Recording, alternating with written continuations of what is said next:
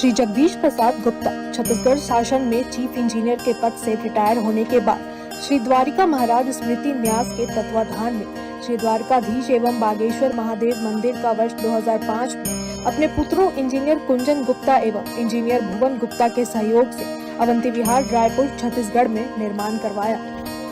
श्रीमद् भागवत कथा, राम कथा, गीता तत्व, वेदांत आदि के तात्पर्य को व्यासपीठ से कहने के कारण संतों द्वारा इन्हें आचार्य श्री जगदीश भी कहा जाता है। अपना संपूर्ण जीवन परमात्मा की सेवा में दिया उन्होंने परमात्मा भगवान श्री द्वारिकाधीश के दिव्य गुणों और कर्मों को लेकर अभी तक 15 ग्रंथ लिखे हैं, जिन ग्रंथों को भारतवर्ष के जगत गुरु और महापुरुष संतों के द्वारा आशीर्वाद प्राप्त हुआ है। उनके ग्रंथ श्वेताश्वत रूपनिषद, सरलतम बोध के प्रथम विचार, जीवात्मा और प्रकृति के शासक परमात्मा का उद्बोधन सुन रहे हैं आप। श्वेताश्वत रूपनिषद, सरलतम बोध का उद्बोधन सुन रहे हैं आप। जय जय श्री राधे, जय जय श्री श्याम। भगवान की अव्याकृत प्रकृति को ही एक विराट चक्र निरूपित किया गया है, एक विराट चक्र। सुदर्शन चक्र जो भगवान रखते हैं, कभी विचार करिए, ये भी जीवंत है, ये भी भगवान के नियंत्रण में है, ये भी विराट प्रकृति है। यदि आप इस रूपक को ऐसे ले जाएं जहाँ अचिंत्य रूप में, ये तो चिंतन में पर आप तो चिंतन नहीं कर सकते, वो वही चीज़ है, उसी में जीव को बांध लेते हैं भगवान। हमको लगता है कि सर काट दिया उन्होंने, लेकिन उसको पास में बांध लिया उन्होंने, उस आसक्ति के पास में बांध के उसको घुमाने लग गए, पता नहीं किस योनि में फेंक दिया उसको ले जाकर। उद्धार करना तो पर उद्धार कर देते हैं उसका। वो सरकने के कारण, घूमने के कारण, उत्पत्ति विनाश के कारण ही से संसार चक्र, ब्रह्मांड चक्र, कुछ भी कह सकते हो। इस चक्र के 6 चक्रों के बारे में हम जान चुके हैं। अब इसी चक्र में जीवों को बांध कर रखने वाली पाशनुमा रस्सी है। और रस्सी क्या है? भगवान की छिंगली उंगली चक्र जो है घूमता रहता है, पाशनुमा रस्सी। यह कोई भौतिक रस्सी नहीं है, यह भाव रूपा आसक्ति रूपी पाश है, फंसाने का जाल है, फांसी। ऐसा चलो फांसी में फंस जाओ। और यह अनेक रूप में प्रकट होने वाली आसक्ति, अनेक रूपों में।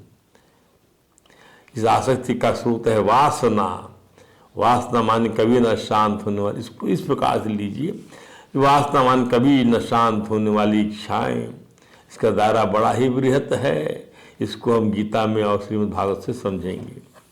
भगवान श्री कृष्ण ने इस संसार चक्र की गतिशीलता के लिए 2 बीजों को कारण माना है, 2 बीजों को। वे बीज है पाप और पुण्य। इसी को श्वेता स्वतरोपनिषद के इसी मंत्र में द्विनिमित्त कहा गया है। भगवान ने इस बात को यहां भी कहा भागवत में, क्या इस संसार चक्र, इस संसार वृक्ष के क्या 2 बीज हैं। द्वेयस्य बीजे शतमूला त्रिनालम,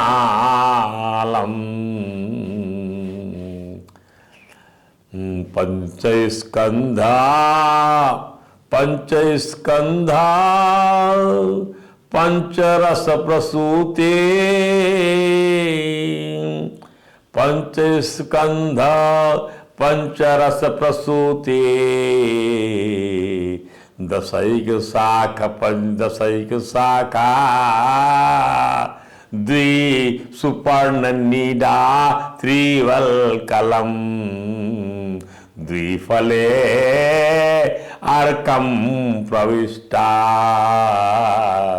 यह है, भगवान ने कहा ना, पाप पुण्य, इस संसार रूपी वृक्ष के जो पुरातन कर्मात्मक है, इसको चक्र के रूप में वर्णन किया जा रहा है। कुछ इस रूप में, किसी रूप में तो उसका चिंतन में आप उसको लाएंगे कि परमात्मा का चिंतन करेंगे, तो पहले इसको तो लाइए, इसको समझिए, तब तो प्रणाम करने बनेगा। प्रभु कुछ नहीं समझ पा रहे हैं, कुछ भी नहीं समझ पा रहे हैं।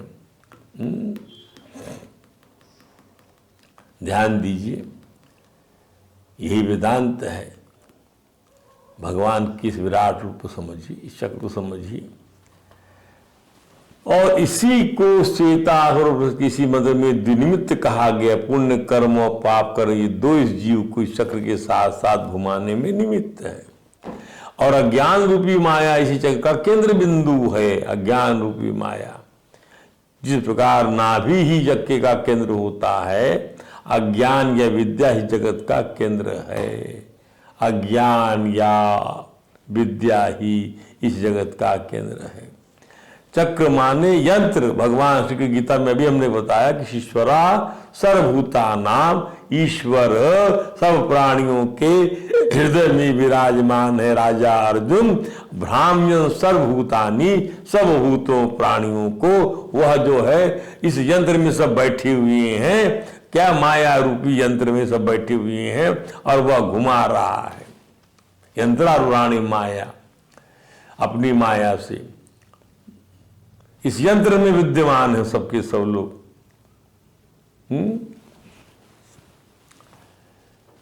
सभी प्राणियों के अंतःकरण में ईश्वर विराजमान है। वहां अपनी माया के द्वारा शरीर हारे प्राणियों को इस प्रकार घुमाते विराजमान, जैसे किसी यंत्र माने शरीर पर भी चढ़े हुए हैं। शरीर यंत्र है, इसमें समष्टि चक्र और व्यष्टि चक्र का संकेत किया गया है। समष्टि चक्र का व्यष्टि चक्र रूप समस्त प्राणियों के अंतःकरण में, समष्टि चक्र का व्यष्टि रूप भगवान की सुदर्शन चक्र का व्यष्टि रूप हमारे अंदर में, किसमें, हमारे चक्रों में विद्यमान है। मूलाधार चक्र उसका देवता, स्वाधिष्ठान चक्र उसका देवता, मणिपुर चक्र उसका देवता, सबके मंत्र हैं, सबकी कलाएं हैं। अनाहत चक्र उसका देवता, और विशुद्ध चक्र उसका देवता, और सहस्रा ब्रह्मरंध्र आज्ञा चक्र उसकी देवता, सबके मंत्र हैं। ध्यान दीजिए। समष्टि चक्र का व्यष्टि रूप समस्त प्राणियों के अंतःकरण में है। अंतःकरण में एक भी चक्र डिस्टर्ब हो जाता है, तमाम रोगों को उत्पन्न कर देता है। ये भी एक काल का बहुत बड़ा योगी विज्ञान है। अंतःकरण उठने वाली वासनाओं से जीव कभी भी अपने स्वरूप को समझ नहीं पाता। 50 भेदों वाली जो है यह वासना वृत्तियां हैं, कभी समझ नहीं पाता अपने स्वरूप को कि मैं परमात्मा का अंश हूं। क्योंकि दुरत्या माया का यह व्यष्टि चक्र मैं और मेरेपन के अज्ञान को लेकर निमित्त बनकर मोह में फंसा कर रखता है।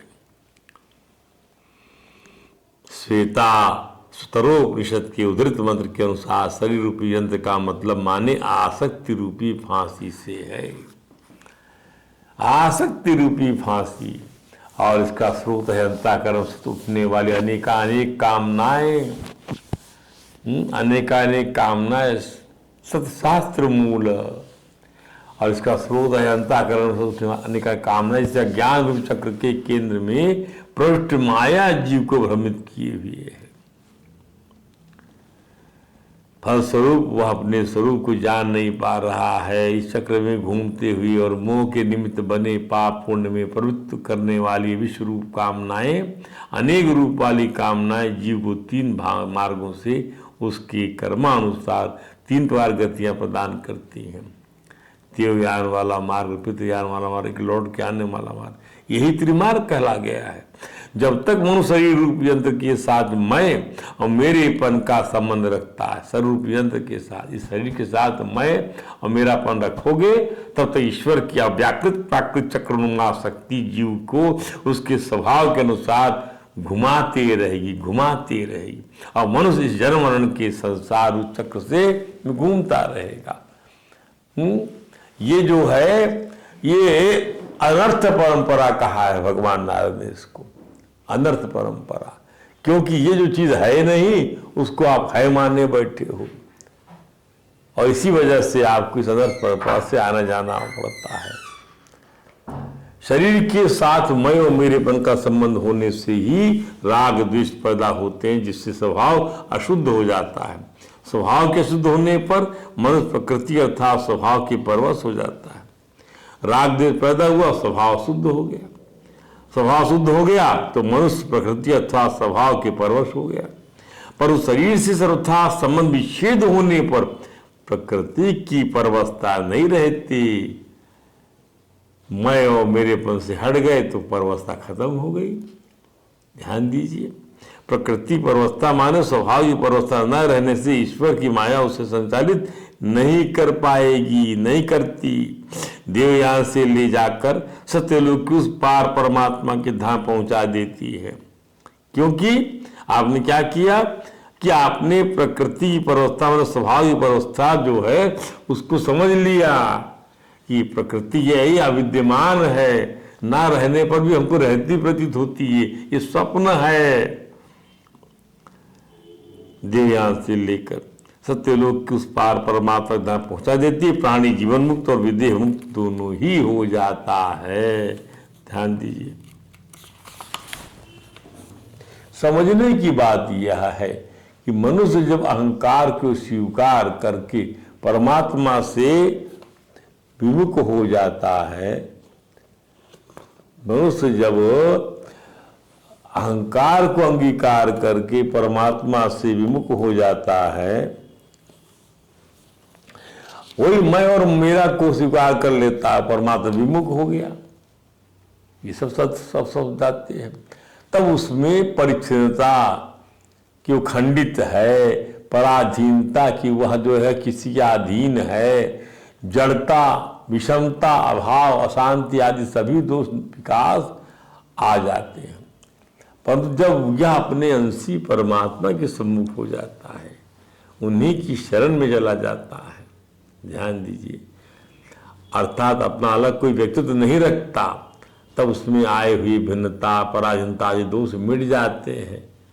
जाहे विधि राखे राम ताहि विधि रही है जो बोलते, कारण कि स्वयं मन चेतन स्वरूप में दोष नहीं है। दोष तो अहंता को स्वीकार करने से ही आते हैं, मैं और मेरेपन को स्वीकार करने से। अहम मम अभिमानोत्थई काम लोभादि भी मलई है बीतम यदा मना शुद्धम आसुकमा दुखम च। भगवान कपिल ने कहा काम लोभादि भी मलई है, काम लोभ आदि मल के द्वारा अहम और मम की वृत्तियों के उत्थान के फलस्वरूप, इन मलों के फलस्वरूप मनुष्य क्या होता है, शुद्ध नहीं कर पाता है, वह शुद्ध हो जाता है, दोष आ जाते हैं उसके अंदर में। जब वो दोष दूर हो जाता तब वो आत्यंतिक स्थिति पहुंचता है, फिर सुख और दुख क्या रह गया, केवल परमात्मा के सिवाय कुछ भी तो रह नहीं गया। यही भागवत का सार है। तब आसक्ति रूपी पाश माया निर्मित होने से अस्तित्व में नहीं रह जाता। माया निर्मित कोई वस्तु रह सकती है, अविद्यमानो अपि अर्थे अविद्यमानोपि संसृति न निवर्तते मनसा लिंग रूपेण स्वप्ने विचरतो यथा। जैसे आप स्वप्न में विचरण कर रहे हैं, उसका क्या अस्तित्व है, उस विचरण का क्या अस्तित्व है? स्वप्न में जो कुछ भी आप विचरण में पा रहे हैं, देख रहे हैं, चल रहे हैं, उसका क्या अस्तित्व है? वो कोई विद्यमानता उसकी नहीं। उसी प्रकार से इंद्रियों के विषय की कोई विद्यमानता नहीं, अर्थी विद्यमानी है। और इसकी विद्यमानता यदि मानोगे तो आपका संस्कार जाएगा नहीं, आते जाते रहोगे आप। तो अथ आत्मनो अर्थभूत से आप अर्थभूत हो गए। आप जो है जीवभूत रहे नहीं, ब्रह्मभूत रहे नहीं, आप न जीव रह गए न ब्रह्म की बात छोड़ दी, आप तो अर्थभूत हो गए। अब आपका कोई कल्याण नहीं कर सकता। अथा आत्मनो अर्थभूतस्य, जो विद्यमान विषय नहीं है उस विषय को में विचरण कर रहे हैं आप, तो आपका कौन भला कर सकेगा? आप तो अर्थभूत हो गए। ये तो अनर्था परंपरा संस्कृति व्यवच्छेदो भक्तया परमया गुरु। स्वरूप ज्ञान तभी होगा जब भगवान के, परम भगवान के चरणों की प्रीति प्राप्त करने का आप प्रयत्न करेंगे। वेदांत भी यही सिखाएगा आपको, आपको सारे दोषों को बताएगा और आपको महावाक्य दे देगा और आपको कहेगा स्वरूप भूत में चले जाओ अपने, यही तो कर रहे हैं ब्रह्मज्ञानी लोग, चिंतन कर रहे हैं उस प्रकृति जो अचिंत्य स्वरूप है पर ध्यान में देख रहे हैं, बाह्य विषयों की आसक्ति से हटकर उस स्वरूप का ध्यान कर रहे हैं। तो आसक्ति रूपी पास माया निमित्त होने से अस्तित्व जब नहीं रह जाता तब जीव की सदैव मुक्ति हो जाती है। यहाँ ब्राह्मण का तात्पर्य है संसार मात्र का संचालन भगवान की शक्ति से ही हो रहा है। इस मंत्र में उल्लेखित माया चक्र ही उनकी वह शक्ति है। मत्ता सर्व प्रवर्तते, गीता के 10वें अध्याय के 8वें श्लोक में कहा है कि इसकी श्लोकांश यही प्राय निश्चित होता है कि मेरे से सब प्रवृत्त हो रहा है। भगवान प्राणियों को उनके स्वभाव के अनुसार कर्म करने की प्रेरणा तो करते हैं पर उसमें अपना आग्रह नहीं रखते। भगवान का आग्रह न होने कारण मनुष्य अपनी कामना ममता आसक्ति के वशीभूत होकर पुण्य अथवा पाप करता है। समेत रूप से एक मोह अथवा दो निमित्त पुण्य अथवा पाप, सब मिलाकर एक मोह समेत रूप से सारी वृत्तियों का एक साथ मोह, और यहाँ पर दो निमित्त पाप और पुण्य। भगवान आग्रह नहीं करते कि ऐसा करो ही करके, जो समझ में आए करो, यथा इच्छसि तथा कुरु, हमने समझा दिया आपको। तो पाप पुण्य का फल भोगने के लिए 3 प्रकार के मार्गों से स्वर्ग आदि लोकों अथवा नरकों और निम्न योनि में जाता है जीव। उद्धृत मंत्र में जीव की गति के अनुसार 3 प्रकार के मार्ग निरूपित किए गए, परंतु जो भगवान की शरण हो जाता है उसको भगवान विशेष प्रेरणा करते हैं। हाँ, भगवान से जुड़ने पर भगवान को प्रेरणा देने लग जाते हैं। अहंकार न रहने से वह जो कुछ करता है भगवान की प्रेरणा के अनुसार ही करता है। इसीलिए इस बात को बहुत सुंदर तरीके से विदेह को समझाया भगवान योगीश्वरों के योगियों ने कि राजन, भागवत धर्म आत्यंतिक क्षेम ये कैसे समझ में आपको आएगा। हम तो ये जानते हैं कि कहाँ भय रह जाएगा चित्त का यदि हम नित्य भगवान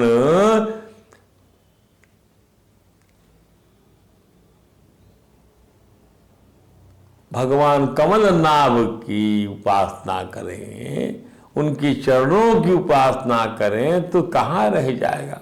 हम तो क्या करते हैं, हमको दिखता संसार की उपासना, संसार की असत भावना की, न रहने वाली चीजों की उपासना करने वाला भी, इसलिए उद्विग्न रहता है। वो उसका भय भी दूर कर देती है ये चीज।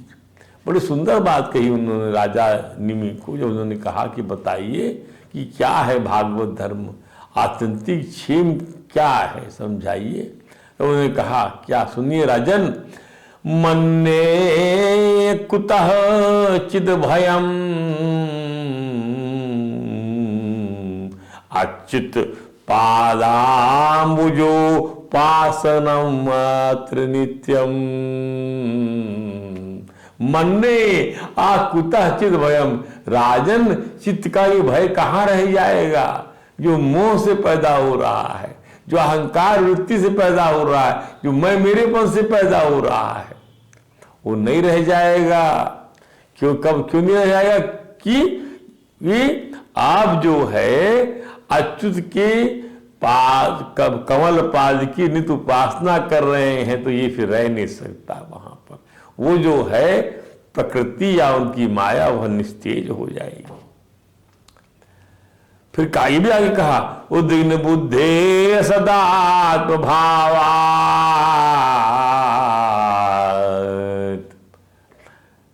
उद्विग्न बुद्धे सदात्म भावा, असद भाव के चिंतन से उद्विग्न बुद्धि वाले जो लोग हैं उसका भय भी चला जाएगा। विश्वात्मना निवर्तते भी, इस पर विश्वास करिए, इस पर विश्वास करिए। यही वो भागवत धर्म है। यही वही भगवता प्रोक्ता उपाया ही आत्मलब्धये, भगवान ने यही तो सब बताया है।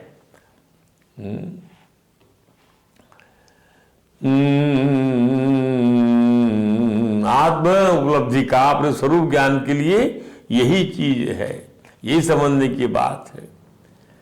क्या ये भगवान ने बताया, इस प्रकार से मेरी उपासना करो, स्वरूप बोध यही करने वाली बात, यही वेदांत भी हमको यही सिखा रहा है। इस वृत्ति को समझने का तात्पर्य क्या है?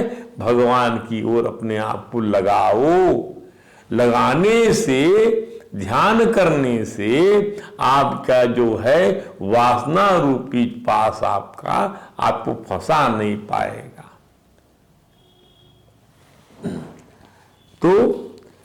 तो कोई कामना न हो, बस स्वामी अखंडानंद जी कहा तो भगवान की शरण में हो जाता, उसको भगवान विशेष प्रेरणा देते हैं। तो अहंकार ना रहने से वह कुछ करता है, भगवान की प्रेरणा के अनुसार ही करता है। न वो सब जो ज्ञान, यही भगवान भागवत धर्म यही है। अंधसाम पुंसाम अविदुषाम भागवतान विद्धि भागवतान नितान यान आस्थाय नरो राजन न प्रपद्येत कर ही चित। इस पर विश्वास करिए और कभी प्रमाद मत करिए। धावन निमील निवा नेत्री न स्खलित न पतित, ही दौड़ जाइए, परमात्मा हमारी मदद करे स्वरूप बोध के लिए। ध्यान दीजिए, स्वरूप बोध के लिए मदद करेगा। और जब ये चीज पैदा हो जाएगी तो अपने आप जब भय काफूर हो जाएगा तो कोई चीज अलग रहेगी नहीं आपसे। पहले इसको समझिए, स्वरूप बोध के लिए इसकी बात बताई गई है। स्वामी अखंडानंद जी कहते हैं हमारे अंदर एक यही कामना है, क्या? बस अब कोई कामना ना हो, इसी कामना करें। तो कोई कामना ना हो, इस कामना का रूप धारण करके काम आया। इसमें क्या त्यागी, क्या बैरागी, क्या संग्रही। काम सबको नचा रहा है, विश्व रूपैक पाशम। कोई त्याग की भावना से सन्यासी बना नाच रहा है, कोई संग्रह कामना से गृहस्थ बना नाच रहा है, या दूर काम सबको नचाता है, सबको अपने फंदे में रखता है। कोई मर्यादा रखने के लिए संग्रह करता है। ध्यान दीजिए, और कहता है कि हमारे दादा गुरु की मर्यादा के लिए हमको सोना चांदी चाहिए हमारा। और कोई जो है सो अपने भाग के लिए चाहता, लेकिन यह जो चाह है यह ऐसी चतुर है, यह नाना रूप धारण करके मनुष्य को नचाती है। यह संसार के रूप में एक ही काम का फंदा है कि सब जो सबको फंसाई हुई है, विश्व रूपैक भाषण। अब मतलब मैं त्रिमार्ग भेदम, हम पहले ही बता चुके कि सृष्टि चक्र में जीव को उसकी वासना और कर्मों के अनुसार स्वर्ग नरक आदि लोगों को जानने के लिए 3 मार्ग बताए गए हैं। पुनः स्पष्ट कर देते हैं कि पाप करने से जो नीचे का मार्ग मिलेगा, मान नीच योनियों की प्राप्ति होगी। पुण्य करने से ऊपर का मार्ग मिलेगा, मान स्वर्ग आदि लोगों की प्राप्ति होगी। और यदि ब्रह्म ज्ञान हो गया तो किसी भी मार्ग से नहीं जानना है। दूसरे शब्दों में मृत्यु के बाद जीव को निष्काम भाव से पूर्ण करने पर उत्तरायण का मार्ग है, जिसे अर्ची मार्ग या देवयान भी कहते हैं। सकाम भाव से कर्म करो दक्षिणायन मार्ग से, मान्य पितृमार्ग यान मार्ग से या धूम मार्ग से जाना होता है।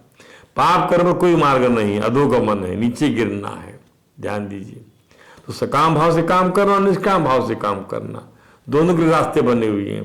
पर पाप करने पर कोई मार्ग नहीं है, अधोगमन, नीचे गिरो, रास्ता नहीं है तुम्हारे लिए। आपको रास्ता नहीं, तुम्हारे नीचे जाना है तुमको।